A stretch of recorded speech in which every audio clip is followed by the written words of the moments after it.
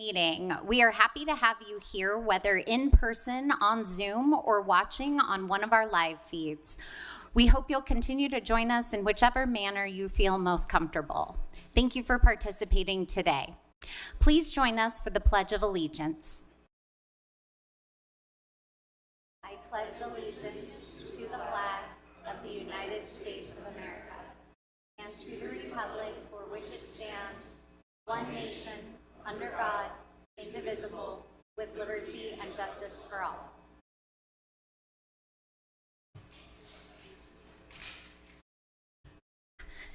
Thank you again to everyone who is joining us tonight. Before we move through the agenda, I want to mention and remind everyone about our rules of decorum, which are in place to ensure our meetings move along well and to help everyone feel comfortable sharing their comments. A copy of the full rules of decorum are available at the door, and our staff will post the link in Zoom. This brings us to item A4. Approving that the council will approve the work session meeting minutes of July 11, 2023 and September 12, 2023, as well as the formal meeting minutes of September 5th, 2023, September 12th, 2023, and the legislative breakfast meeting minutes of January 11th, 2023. I'll look for a motion. Move for approval. Second. All right, it's been moved by Councilmember Pui and seconded by Councilmember Dugan. Is there any discussion? All those in favor? Aye. Aye. That passes unanimously. Next council business is item A5, to consider adopting a joint ceremonial resolution with Mayor Mendenhall recognizing October as Italian American Heritage Month. I will turn the time over to Councilmember Victoria Petro to read the resolution. Whereas Salt Lake City is home to a vibrant assembly of diverse individuals from a multitude of backgrounds, including Italian Americans. And whereas Italian American Heritage Month has been celebrated in October throughout the United States, providing an appropriate time to recognize the contributions the Italian American people have made to our community. And whereas Joseph Taranto, the first documented Italian immigrant to Utah, is acknowledged to have been here as early as 1848 and was followed by waves of other Italian immigrants. And whereas Italian immigrants formed a vital part of the late 19th and early 20th century labor force that contributed directly to the industrial and economic development of Utah and Salt Lake City by providing needed labor in the state's mines and railroads. And whereas Salt Lake City formed a central hub for these immigrants as they established families, homes, and institutions. And whereas the impact of Italian intellectual, cultural, artistic, and governmental impacts have been felt worldwide for centuries and continue to influence our own modern municipal governance. And whereas in Utah, Italian Americans organized and supported each other through charity work and education by forming groups such as the Italian American Civic League, formed on January 18th, 1934. This organization is still active today. And whereas Italian Americans have made notable contributions to various fields, including business, music, education, government, cuisine, the arts, and sports, enriching the cultural tapestry of our city through their traditions and values and leaving a lasting impact for future generations. And whereas Italian Americans have preserved their unique cultural heritage through festivals, events, and organizations, fostering a sense of unity and pride within the Italian American community and sharing their traditions with all residents of Salt Lake City. Now therefore be it resolved that the Salt Lake City Council and Mayor of Salt Lake City hereby recognize the month of October as Italian American Heritage Month in our city and encourages all residents to join in celebrating the contributions and culture of Italian Americans. Be it further resolved that the Salt Lake City Council and Mayor of Salt Lake City extends its appreciation to the Italian American community for their enduring contributions to our city and wishes them a joyous and meaningful Italian Heritage Month. Thank you. I'll look for a motion.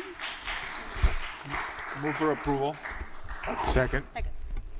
Thank you. It's been moved by Councilmember Pui and seconded by Councilmember Dugan. Is there any discussion? Can I have a moment of personal privilege? So I made a lot of headlines for being elected as a Latina, but I love the opportunity to speak to the other half of me. I'm the granddaughter of William Petro and Luigi Tommaso Panesi, who came here from Calabria and Molise and created a life for me that allows me now to stand here with you all participating in the American dream in ways previously unimagined by them. And I'm so proud to carry this blood. Ancestry says it is the largest portion of my bloodline. So thanks for these hips, guys. But so proud, and our culture is just amazing, and thank you all for taking a moment to acknowledge it. Madam Chair. Yes. As an Argentine and Thinking the same thing. there is not much that you can now say about Argentines and Italians and this connection that we have, not only in our food, that I still miss, the fresh pasta that we have in Argentina in every corner. But the gnocchis from the 29th, every 29th gnocchis and raviolis every day. But the language and our Spanish in Argentina is very influenced by the Italian Spanish, and hence we have some of the most beautiful Spanish you can imagine. But this influence of immigrants that made Argentina better is carried with us. I carry a little bit of Italian in me. And from Sardinian, but I am very proud of my heritage, which is a mishmash of cultures and a mishmash of traditions and histories. But I'm very proud to recognize this piece of me and this part of this community that made Salt Lake and made the country better. So thank you for being here. Thank you for showing up and to show up your culture and don't hide it. I think that's my show up your culture. Thank you. Thank you, Councilman Madam McCoy. Chair, I wanted to echo that. There is no coincidence like our grandparents are Nona and Nono. It's no coincidence that I'm going to teach a gnocchi class in my empanada shop next Wednesday. You're welcome to join me. But the Italian community in Argentina, it's huge. It's about 40%. So all of our friends growing up, most likely, were of Italian descent. And coming to Salt Lake City and coming to the Italian festival or the living traditions and seeing the Italian American community and how you've been able to pass along those traditions, it really feels like home as well when we are around you. So like Ale said, huge contributions to this country, to our country of origin, and we're proud of being neighbors with you and supporting you. Excellent. Thank you. Okay, I will look for a motion. We already have. Okay. It has been moved by Councilmember Pui and seconded by Councilmember Mano. Dugan, I'm so sorry. Is there any discussion? All those in favor? Aye. Excellent. That passes unanimously. I'd like to introduce Lauren Spatafor with the Italian American Civic League of Utah, Mike Homer, the Italian Vice Consulate for Salt Lake City, Sergio Coppa, the Italian American Civic League Chair, and Dana Rossi, the Director of Festa Italiano, who is here with us to receive the resolutions. Thank you for being with us today. Would anyone like to come up and say a few words?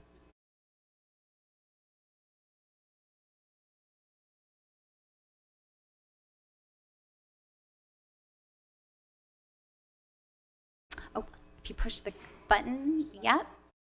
And just start with your name, please. There's a button on the, push at the bottom. Yeah. There you are. Thank you very much for allowing us to be here this evening. As my name is Philip Notoriani, or as they call me in Italy, Filippo Notariani. They like to roll those R's. I am the former director of the Division of State History, and that shows the kind of opportunities and success that Italians and Italian Americans have had. I don't think my parents, who come from Calabria, would have ever envisioned their son being the director of the Division of State History in the state of Utah, although I was born on July 24th, so I have a stake in that. But as the former director, I really I really stressed the ethnic diversity of this state and the incredible contributions that have been made by a number of ethnic and cultural groups in the state. The Italian Americans, of course, I have a vested interest in that, but in this city, the Italians did form a hub. They came here in the late 19th century, early 20th century to work in the railroads and in the mines and really helped this state become industrialized. And Salt Lake City became the capital for this. The Italian vice consul who lived in Salt Lake and whose house is on the National Register of Historic Places, it's up on 9th East, just off of First South, Fortunato Anselmo, was the gentleman who was able to get Governor Simon Banberger to declare October as, the Christopher Columbus as a legal state holiday, with the first parade on October 13th, 1919 in Salt Lake City. And so the Italians, again, in Salt Lake formed the hub of Italians as far north as Colton, Utah, Ogden, Utah, as far south as Carbon County, and from Park City to Magna, Tooele, Stockton area. They all saw Salt Lake City as their hub, and especially because of Fortunato Anselmo. So I think those of us who are Italian Americans are reaping the rewards for our parents who sacrificed a lot to come to this country and seeking better opportunities and a better life. And so I thank you for the consideration of this, and grazie tanto. Thank you. Hi there, my name is Mike Homer. I'm the honorary Italian consul of Utah, and I'm very pleased to be here representing the Consul General in San Francisco, who sent a letter to the council. I hope you've all seen it. I'll read just a few lines from it. But Victoria, I will assure you that there are many people sitting in back of me that also claim Calabrian heritage. And Alessandro, I will tell you that every day I receive calls from Argentines who ask me, how do I become an Italian citizen? So, well, we're all in this together. So let me just read a few righe of this letter from the Consul General. I have the honor of writing to you as it regards the recent Salt Lake City Council and Mayor's joint resolution declaring October 2023 Italian American Heritage Month in Salt Lake City. As diplomatic representative of Italy in Utah, and on behalf of the Italian institutions and citizens, I wish to deeply thank you and the city's council members for this outstanding initiative.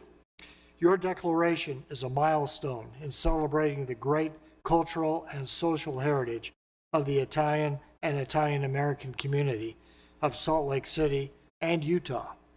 Since the first Italian immigrants arrived as poor and humble workers at the end of the 19th century until today's vibrant presence of entrepreneurs, scientists, university researchers, and teachers. All of them have highly contributed and are still contributing to make Salt Lake City the great city it is today. The declaration means recognizing the high value of the large and diverse Salt Lake City's Italian American community gathered in many associations, among which I want to mention the historical Italian American Civic League.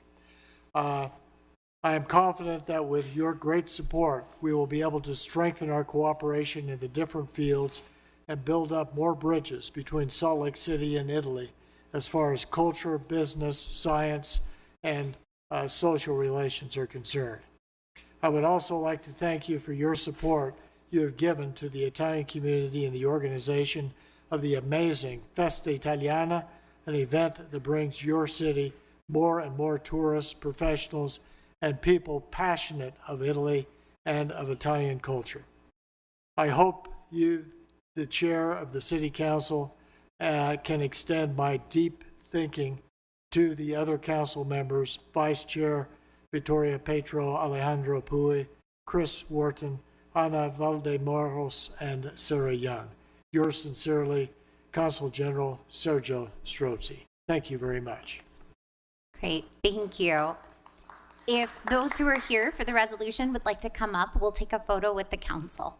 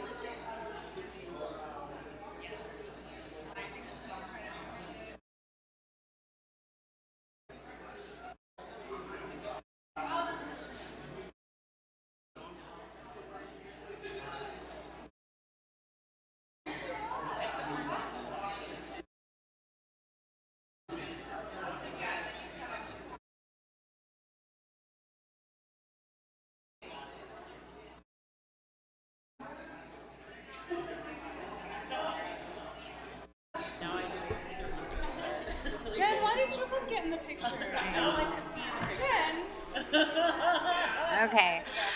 Council members, we're going to go ahead and keep going. Excellent. No worries. Okay. Excellent. Let's move on. This brings us to the council public hearings. If you'd like to comment on a public hearing today, we are accepting comments in person and online on Zoom. If you need to speak with our staff, please select Achentia Mahajun from the list of participants. If you need to, you can also raise your hand in Zoom to indicate that you need something from the host. Taylor Hill on our staff will be calling those who wish to comment based on the order we received the names. If you are on Zoom, please unmute your mic when Taylor calls your name. Our first public hearing is for the grant application items B1, grant application for Cottonwoods Connection project funding for fiscal year 2024, and B2, grant application Marcus to Artisan Basin project funding for fiscal year 2024, which will be heard as one public hearing. Before we begin taking comments, I will first turn the time over to Sylvia Richards, Council Staff Policy Analyst, to give us a short introduction. Thank you, Madam Chair. The city applies for and receives grants which help to support and fund some city programs. Each grant application is reviewed and then receives a public hearing, which gives the public an opportunity to comment on them. Tonight, there are two grants. And first is the Interior, Environment, and Related Agencies Committee State and Tribal Assistance Drinking Water State Revolving Fund Grant fiscal year 24, which will fund the construction of a pipeline to divert Big Cottonwood Creek water to the Metropolitan Water Service District of Salt Lake City and Sandy owned Little Cottonwood Treatment Plant during the 3 to 4 year rebuild of the Salt Lake City owned Big Cottonwood Treatment Plant. Second is the fiscal year 24 Marcus to Artesian Basin Project State and Tribal Assistance Drinking Water State Revolving Fund Grant, which will fund the replacement of a large water pipeline supplying culinary water to parts of Cottonwood Heights, Holiday, Midvale, Mill Creek, Murray, South Salt Lake, and Salt Lake City. The existing pipe is beyond its useful life. And those are things that the city has applied for. Thank you, Madam Chair. Thank you, Sylvia. Taylor, please start with our first public comment. Thank you, Madam Chair. There is no one registered to speak to these items. Thank you. I'll look for a motion. Madam Chair. Madam Chair, I move that the council close the public hearing and refer items B1 and B2 to a future consent agenda for action. Second. Excellent. It's been moved by Councilmember Dugan, seconded by Councilmember Pui. Is there any discussion? All those in favor? Aye. Excellent. That motion passes unanimously. Our next public hearing will be for items B3, ordinance, alley vacation at approximately 2167 South, 800 East, and B4, ordinance, alley vacation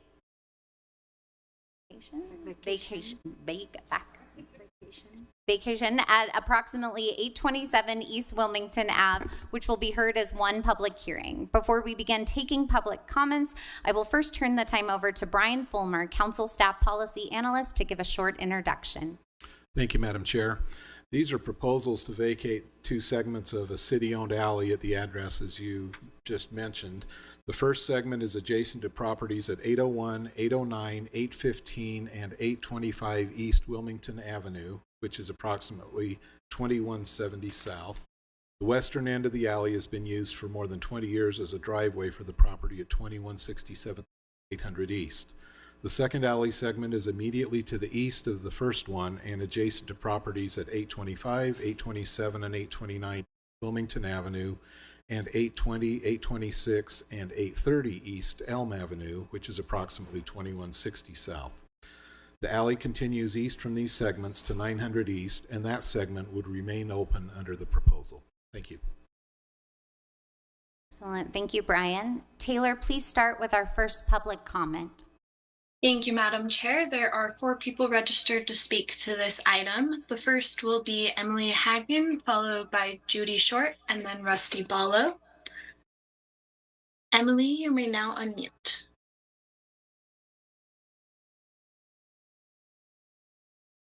No comment needed.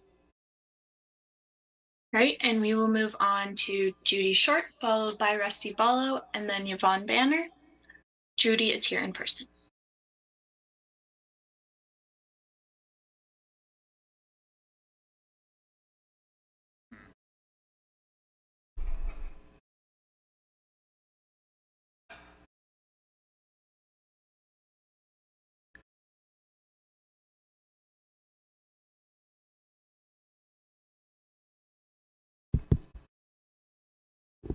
Hello, there we go. Yes. We reviewed both of these at our Sugar House Land Use Committee meeting at 2 separate times. It's actually the same alley, but 2 different ends of it. The one that was the most amazing to me is the west end, which has an elm tree right in the middle of the alley, about where the sidewalk, just before the sidewalk. Why it's remained an alley when you can't get by it with a car for however long is ridiculous. So we'd like to see it fixed. Please close the alley.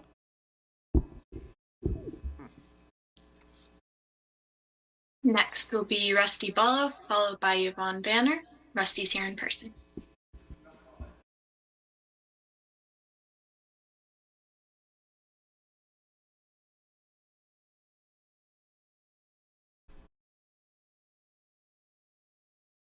Hello, my name is Yvonne Banner. I am the property owner of 801 East Wilmington Avenue. I bought the property in January of 2008.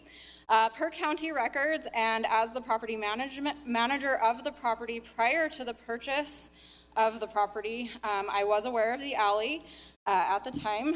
The fence was built Actually, when I bought the house, another fence was built at the back end of my property without my consent during that time also.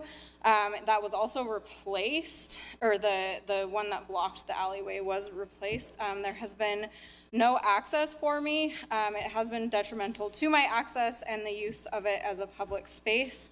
I have made numerous complaints over the years to civil enforcement, and this is of particular importance due to the nature of the unlawful use of this parcel consisting of storage of vehicles and materials for business. The business operated out of the home. I understand that that is not appropriate. Nothing was done to enforce it during any of this time. My complaints have been ignored. I understand that other of my neighbors' complaints have been ignored, and it is my opinion that it makes the most sense to vacate the alley as per the plat maps and county records dictate.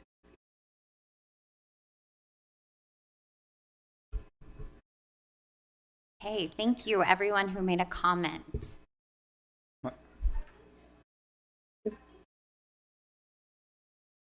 Next will be Yvonne Banner, who is here in person. So I believe that was just Yvonne. And that was our final registered commenter. No worries. We can accommodate you. Yeah. If you can just come up and state your name, and then you'll have 2 minutes to speak.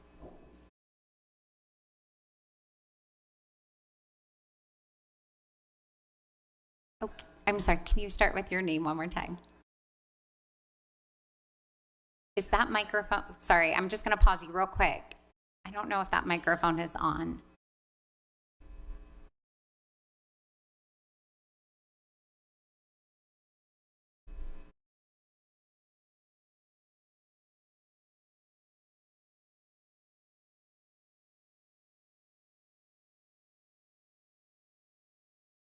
Sorry, just 1 minute for our folks online. We're just replacing the batteries in the microphone so that everyone can hear the public comment.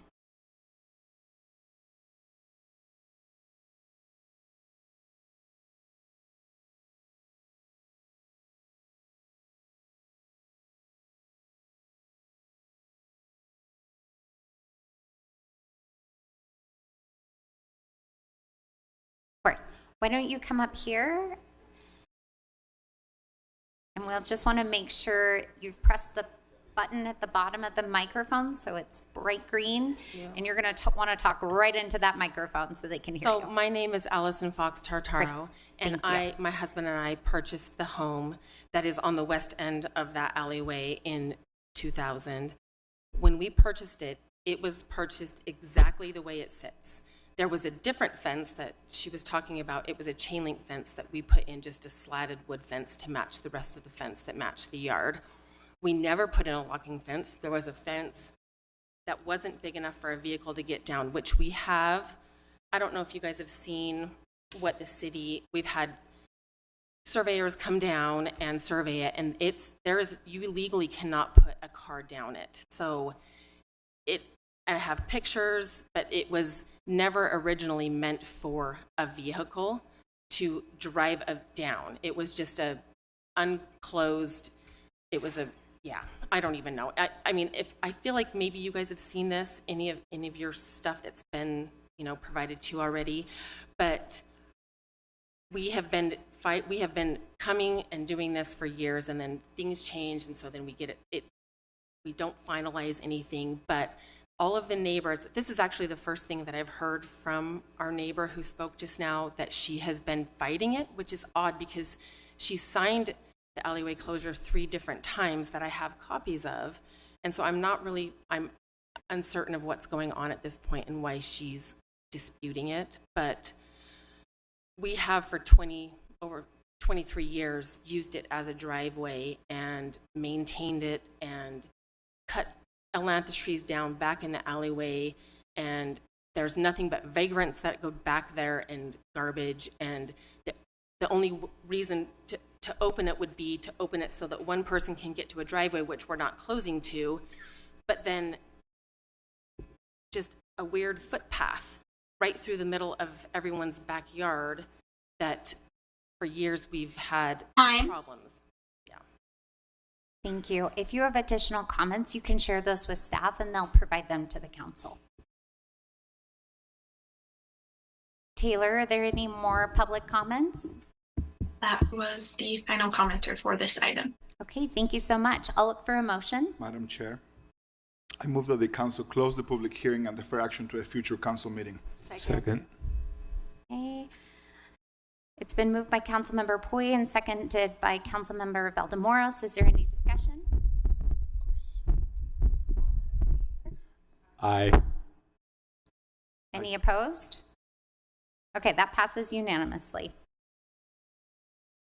Our next item is B5, regarding an ordinance zoning map amendment at 1018 East, 900 South.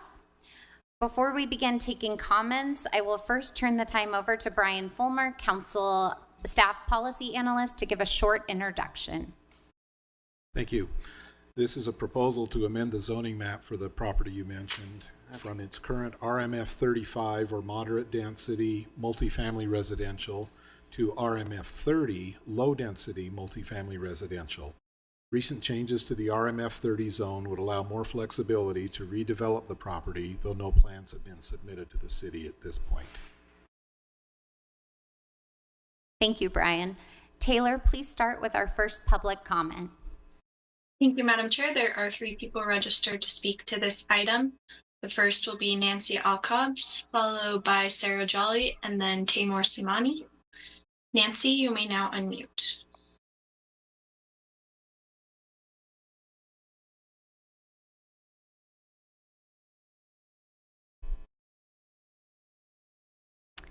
We are not hearing Nancy. Nancy, you are unmuted. Okay, we will troubleshoot with Nancy and move on to Sarah Jolly. Sarah, you may now unmute.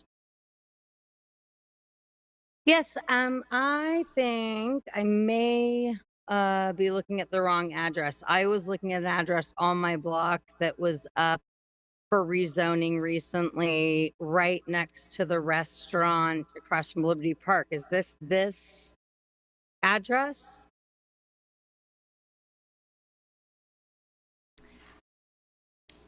So this is the 1018 East, 900 South. Is that the address you were thinking? The address I'm thinking of is on 5th, right there, but on 5th East, I bet is the proper address. So I apologize. Thank you. Thank you. And next will be Tamar Simnani, who's here in person.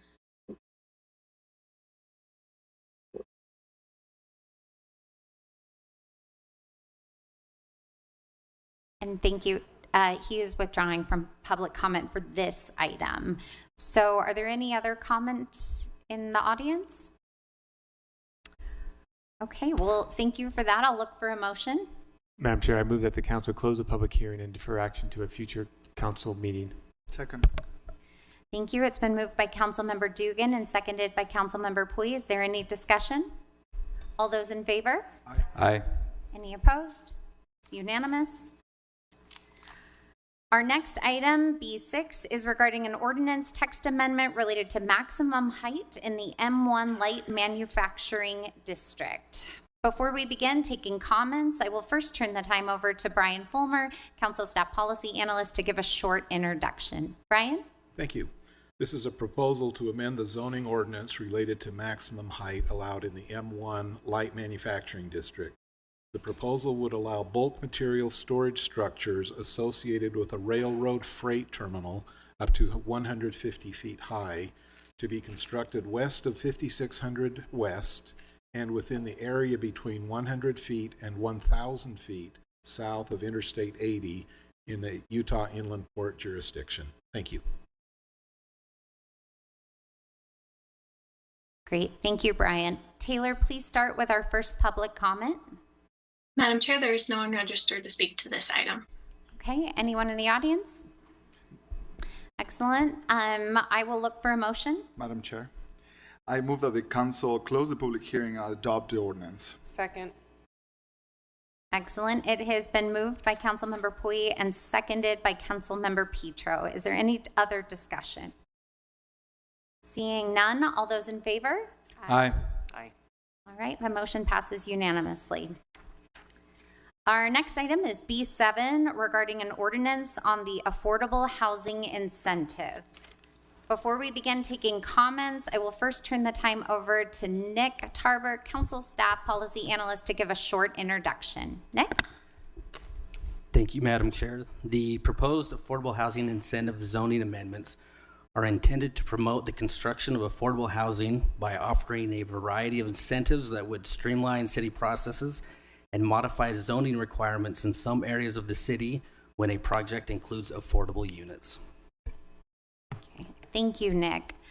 Taylor, please start with our first public comment.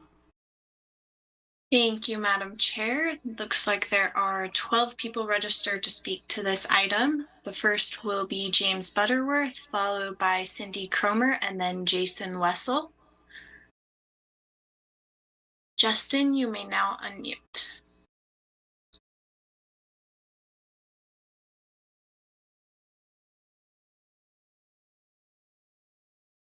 Taylor, we're not hearing Justin in the main meeting room.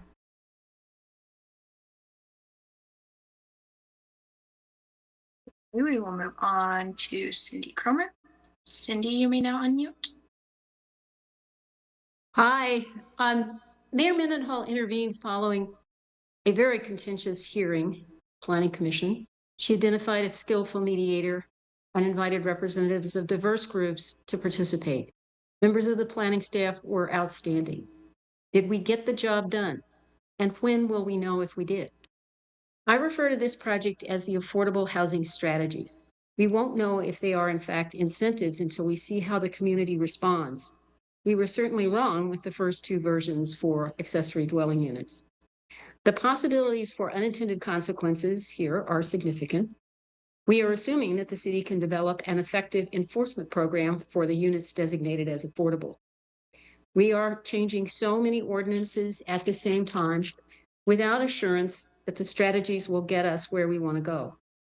And we only have to look at the 2022 to see the difference that interest rates can make. This proposal, in my view, is an experiment, one we need to monitor carefully. I urge you to plan for tracking the results of these strategies and to move quickly to address unintended consequences. Thank you. And next will be Jason Wessel, followed by Judy Short, and then Lynn Schwartz. Jason's here in person.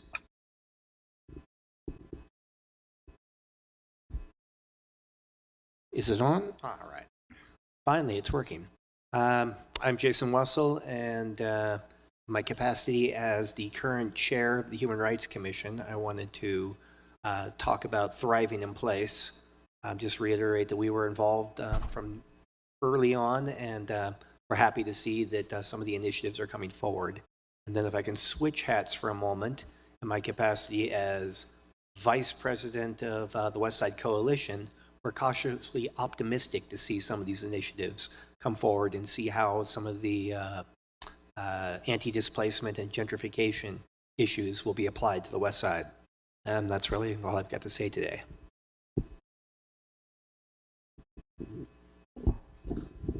And next is Judy Short, followed by Lynn Schwartz, and then Jim Webster. Judy's here in person. We've been talking about this for at least 4 years, and it's very complex. And I hope there are enough controls in the language that the developers won't ride roughshod over our neighborhoods. We're in desperate need of affordable housing. In this proposal, you've included many things by rights, with no community input or only planning director input.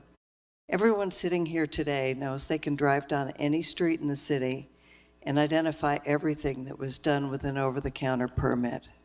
They may fit the footprint, they probably fill the whole footprint, but there's no style or charm to the building, be it a house or an apartment. They add nothing to the city except for units. The 400 South Corridor is a good example. Please work on some controls and training for the permit counter. You have all sorts of documentation in the staff report of the various public meetings and ways you've been informing us, and I think we're tired of it. That doesn't mean we don't care. We care deeply, and you've heard that from us over the past years. Take the time to actually look at the projects that are being built, work with planning to get a list, and see if what's being built is what we really want in our neighborhoods. Don't just focus on units, get quality units, so we're not building tomorrow's slums. I'm glad to see you actually have a draft ordinance in the report. But don't settle for letting them take 2 or 3 years to get it posted. Get it posted up where we can find it. And trust me, you'll hear from us if this doesn't work. We expect written reports, not just a simple, 42 ADUs were built this month. But 42 ADUs were built, 10 are market rate, 15 were affordable at 80% AMI, 3 are 60%, et cetera. How many are owner-occupied? How many are owned by out-of-state investors? Give us some real data. Thank you. Next will be Lynn Schwartz, followed by Jim Webster, and then Marilee Morgan. Lynn's here in person.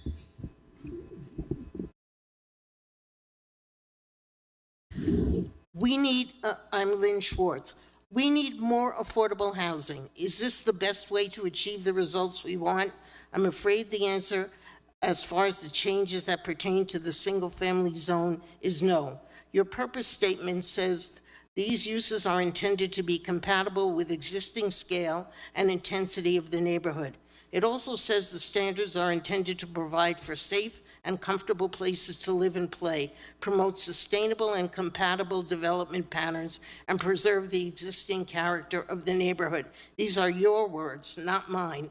While two-family and twin homes meet the standard of compatibility in a single-family zone, triplexes, quadplexes, row houses, and most especially sideways road houses most assuredly do not. If you want to encourage the disappearance of owner-occupied family-sized dwellings, this is the way to do it. By necessity, if an owner-occupied dwelling in an R1 5,000 or 7,000 lot is demolished to be replaced by a triplex, quadplex, or 3 or 4 unit row house, those will be small units and most likely rentals. Investors already own approximately 17% of Salt Lake City residences, and according to a recent New York Times article, are actively looking for more.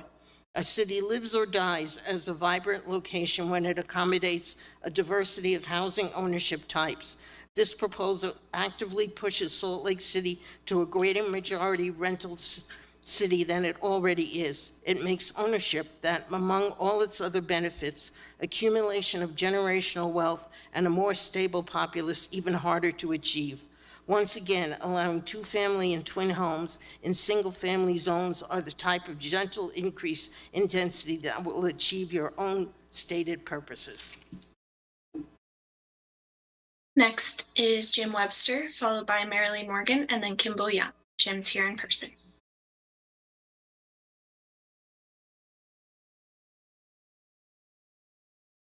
Yeah, my name is Jim Webster. You've heard from me before on my CIP grant for Miller Park. I'm not here to talk about that. I'm here to talk about damages that were inflicted upon my property because of the incentives that you're talking about. Now, it's very vague what these incentives are, but I can tell you that in my situation, my next door neighbor waltzed into the city asking for a permit, fully thinking that there would be a process. There was no process. He was given a building permit. I was not notified. No one else was notified. He asked, do I need to get a general contractor? They said, no, that's one of our incentives. You can be your own general contractor.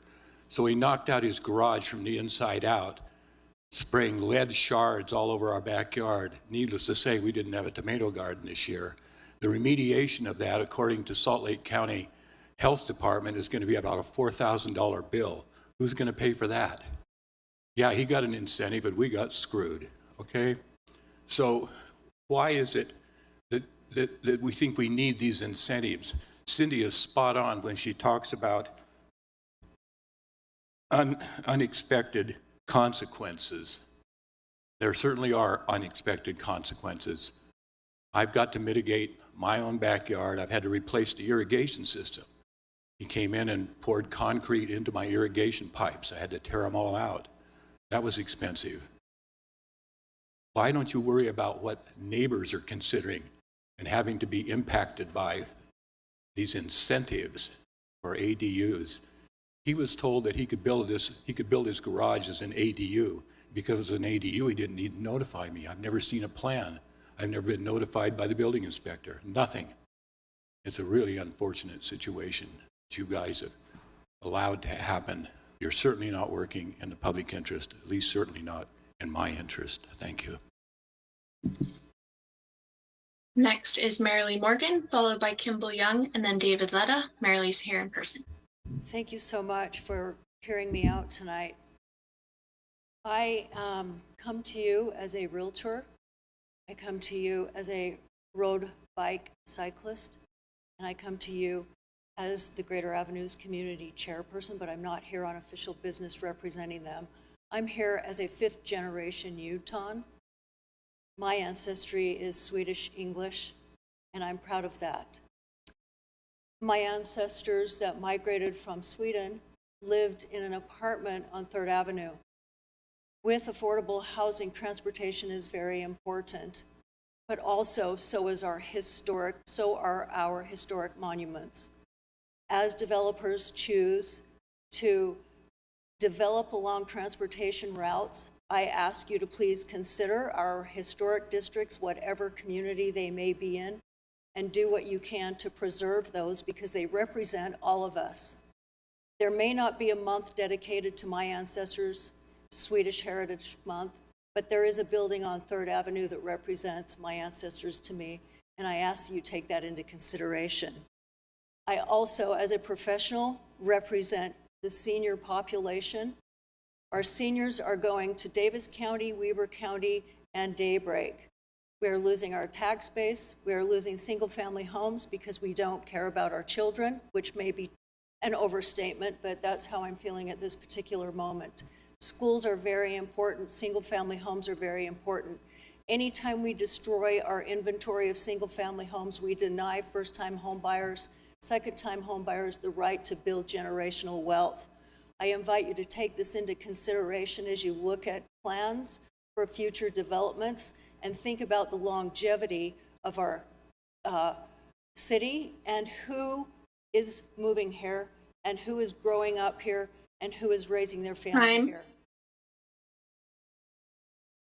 Next will be Kimball Young, followed by David Letta, and then Sarah Jolly.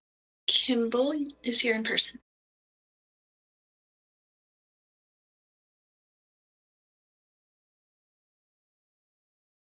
Hi there, I'm Kim Young, Chairman of the Foothill Sunnyside Community Council. Council districts 1, 2, 6, and 7, representing the west and east sides of the city, each have more than 50% of housing in owner-occupied dwellings. The middle of the city, districts 3, 4, and 5, average 34% owner-occupied. The proposed AHI allows all our single-family homes to be replaced, each with other housing as large as a fourplex.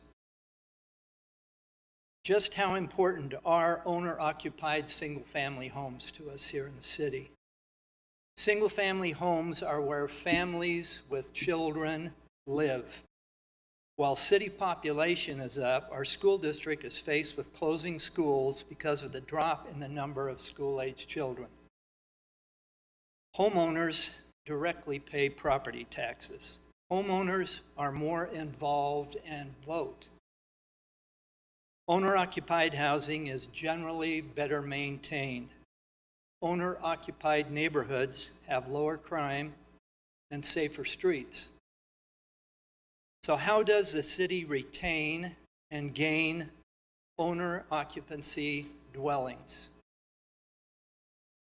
The city should require owner occupancy of all new housing, replacing single-family homes. How can the city facilitate more affordable for-sale housing? Tax credits and other state subsidies can help, but the city has capability in its redevelopment agency. It can allocate its tax increment funds for individual homes for sale and large-scale for-sale home projects. Time. The key is reducing the cost of land. Next is David Letta, followed by Sarah Jolly, and then Lynn Pershing. David's here in person. Madam Chair, members of the council, Madam Mayor, and staff members, my name is David Letta. I serve as the second chair of the East Bench Community Council. I'm speaking here tonight on behalf of the entire East Bench Community Council Board. I'd like first to have our written comments submitted as part of the record of these proceedings. They were submitted by email on October 14th. I'm only going to summarize those comments tonight. The East Bench realizes there is a need for affordable housing throughout our city. We also realize that that need is a shared responsibility throughout the city, in all districts of the city. This particular proposal, however, is a one-size-fits-all proposal. And what you get with one-size-fits-all is a bunch of poorly dressed neighborhoods that don't fit. What you need, in our opinion, is a much more tailored and nuanced approach to affordable housing. What we oppose in what has been proposed is the changes in single-family residences. The changes that would allow those residences to have 3 or 4 unit buildings, triplexes, fourplexes, townhomes, even cottage developments, whatever that really means. However, we are not opposed to changing the zoning to allow within single-family zones duplexes and twin homes and 2-family homes, as well as second detached dwellings. So we're not opposed to all change. We realize there's a need for affordable housing. However, even making those changes, what we think needs to happen is that there should be some restrictions. At least one of the homes. I'll submit the rest in my written comments. Thank you. Next will be Sarah Jolly, followed by Lynn Pershing, and then Janet Hemming. Sarah, you may now unmute.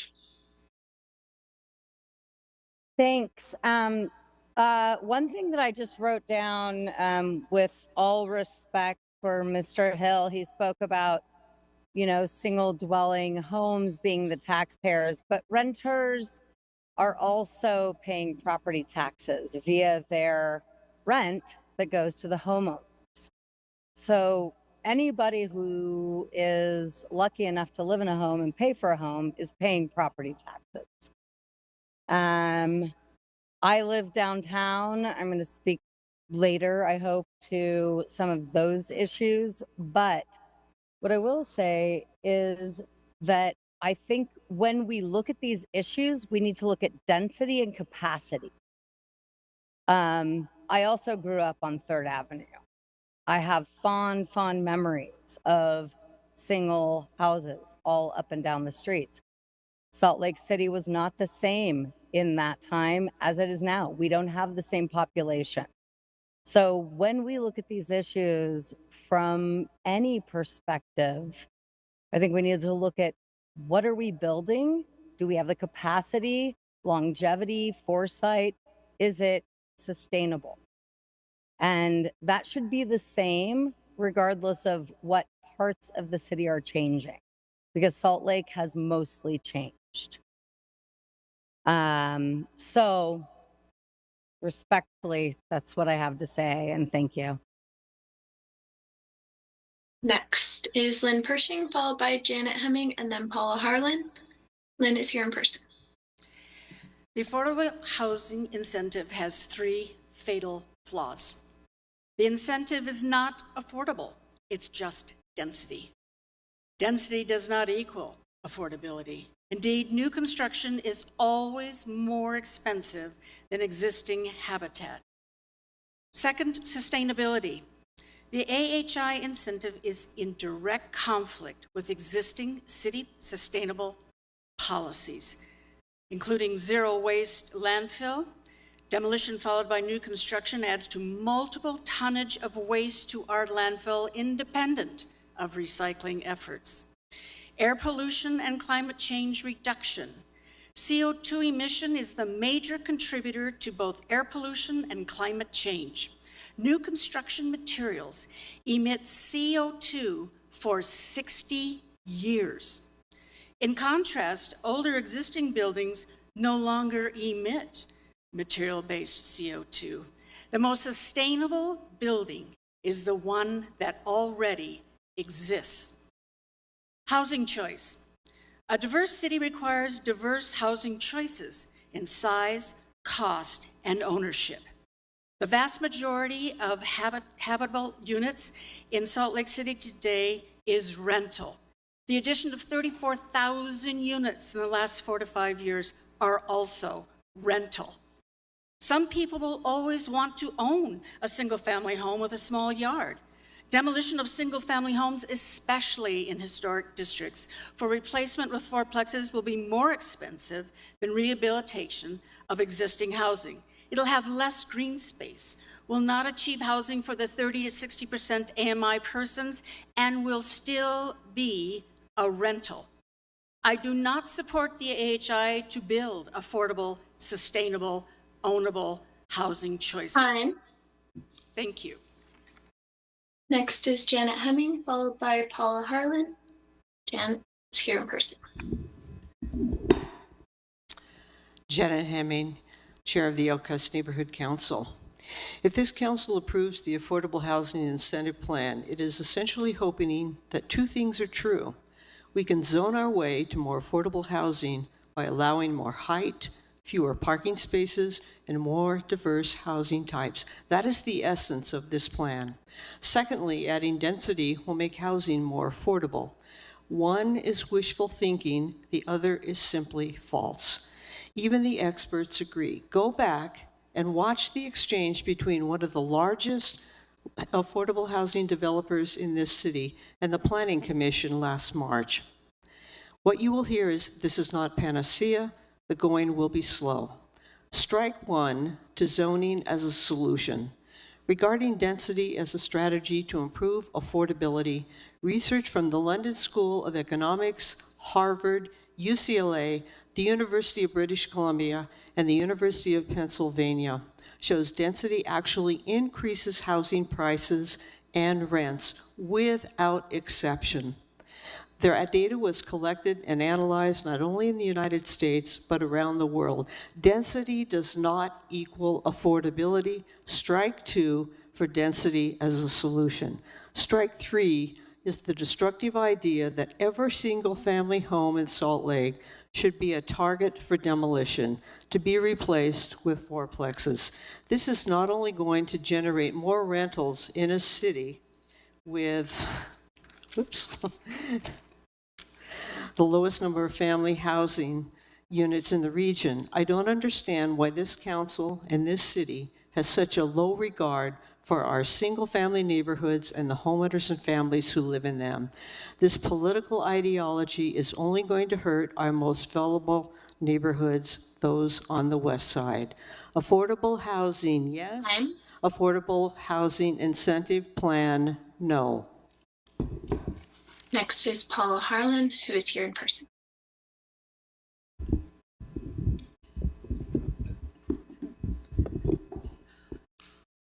I carefully read Director Blake Thomas's letter of transmittal to the City Council on August 7th, and I realized that the planning staff had visited neighborhood councils throughout the city and heard over and over the same things. The neighbors and neighborhoods are concerned about 3 to 4 unit buildings blocking views and destroying neighborhood character. Surprise changes to neighborhoods such as sudden demolitions, lack of parking, non-resident and out-of-state property developers and owners who don't live in or care about the neighborhood, affordable housing that isn't affordable and thus doesn't help solve the problem, zoning changes that should be tried out as a smaller pilot program rather than as a citywide experiment, And in the same letter, he summarizes the meeting with a few developers, and it seems like they have gotten everything they wanted in the AHI. They want by right processes, meaning that the zoning would be in place that allows them to build without getting discretionary approval, eliminating neighborhood discussion about any change. They want formed-based zoning districts. They want to change the density limits in single-family home districts. And they want parking reductions. They want incentives, which would allow them to construct more units. So in a simple comparison, in the letter that was sent to you between what the homeowners are asking for in neighborhoods compared to what the developers are asking, it seems like the developers have gotten every single thing they wanted and the neighborhoods have not.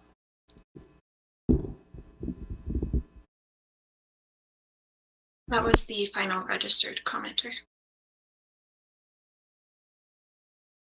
Thank you to everyone who made comments this evening. I'll look for a motion. Madam Chair, I move that the council close the public hearing and defer action to a future council meeting. Second. It has been moved by Councilmember Mono and seconded by Councilmember Wharton. Is there any other discussion? Seeing none, all those in favor? Aye. Any opposed? Passes unanimously. This brings us to the potential action items, section C1, ordinance, rezone, and master plan amendment at approximately 1435 South State Street, which will be pulled from today's agenda and rescheduled for a future meeting. Our next item is C2, an ordinance, the anti-gentrification and displacement plan, thriving in place. I'll look for a motion. Madam Chair, I move that the council adopt the ordinance adopting the Thriving in Place Anti-Gentrification, Anti-Displacement Plan with the added request that the administration address the following items in the plan with special urgency. 1A, develop a tenant relocation assistance program. 1C, improve and expand tenant resources and services. 2B, acquire and rehabilitate unsubsidized housing. 3D, utilize publicly owned property. 4A, develop new funding sources and leverage existing resources. And 4B, define displacement indicators and develop data systems. I further move the administration inform the council of updated estimates of timing for significant milestones in these priorities by December 1st of 2023. Second. Okay, we have a motion by Councilmember Wharton, seconded by Councilmember Dugan. Is there any discussion? Seeing none, all those in favor? Aye. Aye. Any opposed? Passes unanimously. The next item, C3, is an ordinance clarification compensation plan for all non-represented employees of Salt Lake City for fiscal year 2023-24. I'll look for a motion. Madam Chair, I move that the council adopt an ordinance amending the fiscal year 2024 annual compensation plan for non-represented employees. Second. It has been moved by Councilmember Pui and seconded by Councilmember Petro. Is there any discussion? Seeing none, all those in favor? Aye. Any opposed? Passes unanimously. Our last item, C4, is an ordinance on the budget amendment number 2 for the fiscal year 2023-24. I'll look for a motion. Madam Chair, I move the council adopt an ordinance resolution clarifying the downtown plan's compliance with Utah code to have stationary plans for each transit station. Sorry, Councilmember Mono, that was an item that was pulled from the agenda, the down plan one. We inadvertently had the motion sheet in there still. So let's see, we are on the motion sheet for budget amendment number 2, which I'm not seeing here, at least in my stack. No. You have one? Okay. Then we need the motion sheet for budget amendment 2. Oh, this is way longer. Okay. I move the council adopt an ordinance amending the fiscal year 2024 final budget of Salt Lake City, including the employment staffing document, only for the items shown on the motion sheet. The budget amendment remains open and the council may consider the remaining items at a future date. Second. And sorry, Ben, just so that the public is clear, we did update those in packets, but we'll confirm that those are there right after this, and we'll get a copy to the recorder just to make sure that that information is in the public record. Just for clarification, the items listed on the motion sheet are everything except for the staffing item in public lands. Is that correct?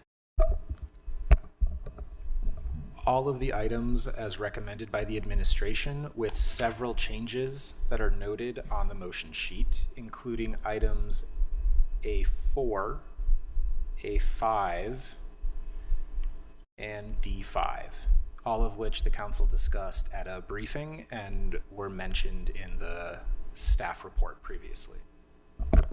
Okay, that's my motion. Second. Okay, we have a motion by Councilmember Romano and seconded by Councilmember Dugan. Is there any discussion? Seeing none, all those in favor? Aye. Aye. Any opposed? It passes unanimously. Okay, that brings us to our comments. Are there any questions for the mayor? Mayor, thank you again for being here tonight. None? Okay, so we're not doing compensation for employees? Nope. Oh, did we already do that one? Okay, sorry.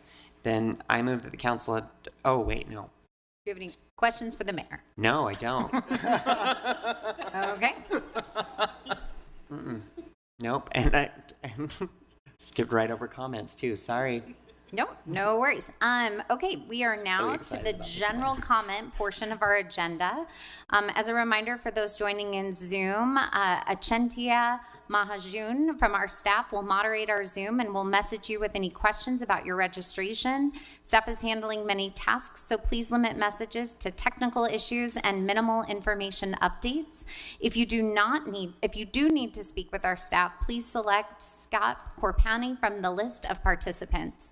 If you need to, please raise your hand in Zoom to indicate that you need something from the host. Taylor Hill on our staff will be calling those who wish to comment based on the order when registration or received comment cards. If you're in Zoom, please unmute your mic when Taylor calls your name. At the 2-minute mark, the host will announce time and your microphone will be muted. If you are unable to finish your comment, please send the rest via email, mail, or call our office. Taylor, you can begin with our first general comment. Thank you, Madam Chair. There are 7 people registered for general comment. The first will be Elaine DeVod, followed by Diana Deacle, and then Jim Webster. Elaine, you may now unmute.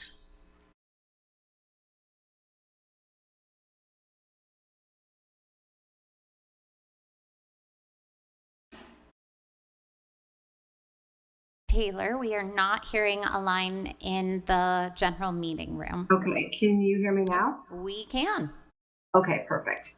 Okay, so I'm sorry, this was a bright night, but the wrong place I signed up for. I wanted to comment on the affordable housing incentives.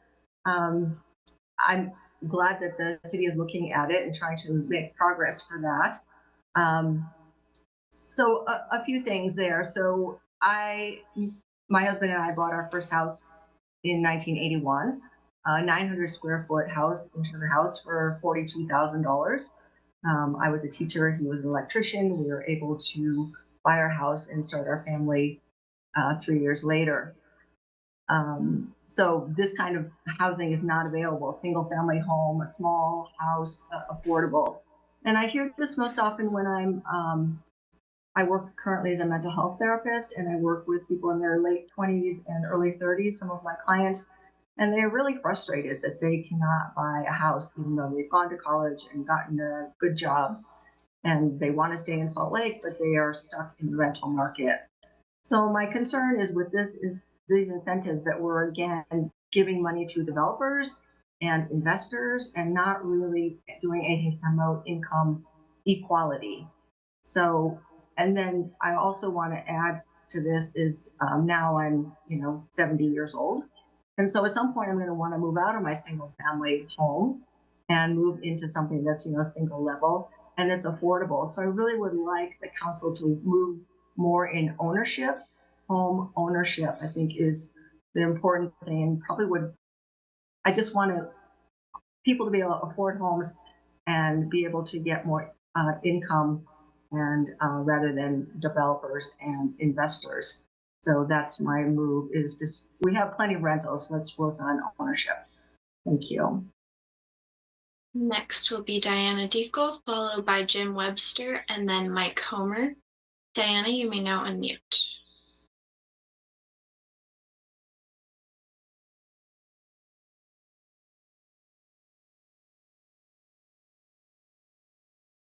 Taylor, we're not hearing. Oh. Hi. I've been in Salt Lake City for 4 years now, and I would like to. I've been homeless for half of that time, or over half of that time. I would just like to address the council about the abatements over the last year. Looking at the city council's website, the abatements, if they were performed in that manner, would be useful and helpful. But the abatements that have been happening over this last year, since last winter, are not only illegally being performed. I mean, they just don't even speak to people. Sometimes they just come out with a bulldozer and start bulldozing people's items. We're not being given notice. That's the worst part about it. People don't know from one day to the next whether there are going to be officers and bulldozers coming their direction or not. And they do not send out any kind of additional help. I have not had anybody reach out to me with offers for resources or how to get housing and that sort of thing in quite some time. It's just not being done the way it's being said on the city website. And by the city's own numbers, over 98% of the time, the shelters are full. So there are not shelters in lieu of this. It's not even reasonable to assume that. There's not that much space in the shelters, and there are hardly ever any empty beds. So those of us who don't go to the shelters are out here dealing with these abatements up to once a week, sometimes more than once a week. I just feel like we should at least get notice, and it should be done according to the law. Thank you. Next will be Jim Webster, followed by Mike Homer, and then Philip Natarani. Jim's here in person. I believe Jim, he has stepped out, so we can move to the next comment. Next will be Mike Homer, followed by Philip Natriani, and then Steve Altman. Mike should be here in person.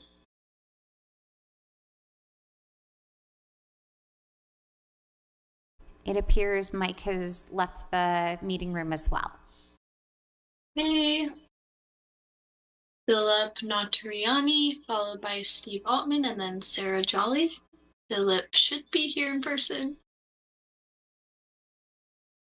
Philip has stepped out as well. Steve Altman should be here in person. Thank you. Good evening, councilmen and women. I come here today via an email that I wrote to Dan Dugan. He's my council person in District 6, and it has to do with the proliferation of gas-powered two-stroke landscaping equipment in our neighborhoods. And Dan encouraged me to show up here and express my dissatisfaction, I guess, with this proliferation and its impact on the quality of life in our neighborhoods. The real reason I'm here is to find out from this council whether this is something that it would like to look at more seriously. And if so, I can offer up my services to put together documents and such about the impacts that it does have, both in air and noise pollution, as well as the impact on our infrastructure. And if that is the case, then maybe this can become an official agenda item in a future meeting.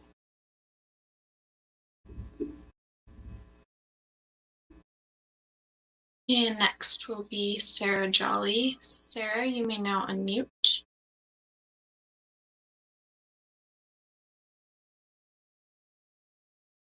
Hi, thank you.